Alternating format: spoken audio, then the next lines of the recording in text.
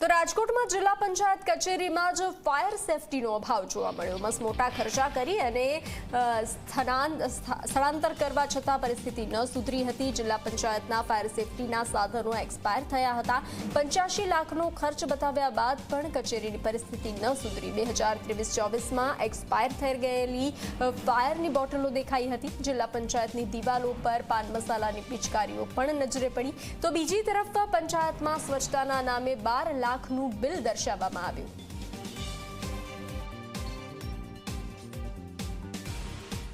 રાજકોટ જિલ્લા પંચાયત કે જે રામ ભરોસે જોવા મળી રહી છે। સરકારી તંત્ર દ્વારા ફાયર સેફટીના નિયમો તો કડક બનાવવામાં આવ્યા, પરંતુ સરકારી કચેરીઓની અંદર જ ફાયર સેફટીનો અભાવ જોવા મળી રહ્યો છે। જે દ્રશ્ય હું આપને દેખાડીશ કે જિલ્લા પંચાયતની અંદર જે ફાયર સેફટીની બોટલો મૂકવામાં આવી છે, આ બોટલોની રિફિલિંગ ડેટ છે તે ડ્યુ થઈ ગઈ છે, પરંતુ હજુ સુધી રિફિલિંગ છે તે કરવામાં નથી આવી।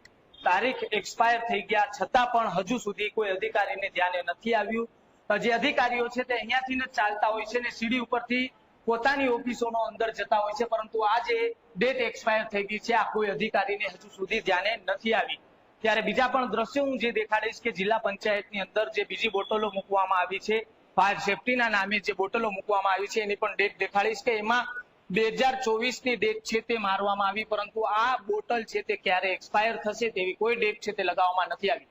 12 લાખ રૂપિયા જેટલી રકમનો ખર્ચો છે તે સફાઈ માટે થઈને દર્શાવવામાં આવ્યો, પરંતુ આ સફાઈ જોઈ શકાય છે કે કેટલી ધૂળો અહીંયા અત્યારે ચડેલી છે।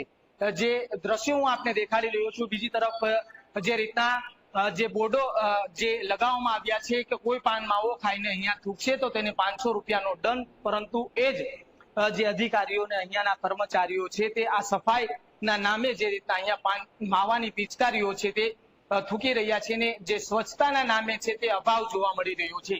જે બીજી તરફના એ પણ દ્રશ્યો હું આપને દેખાડવાનો પ્રયાસ કરીશ કે જે અત્યારે ફાયર સેફટીને લઈને જે જિલ્લા પંચાયતની અંદર વાતો કરવામાં આવીને એ જ ફાયર સેફટીનો અભાવ છે તે અહીંયાની જે પણ ફાયર સેફટીના સાધનો પડ્યા છે તેમાં જોવા મળી રહ્યો છે।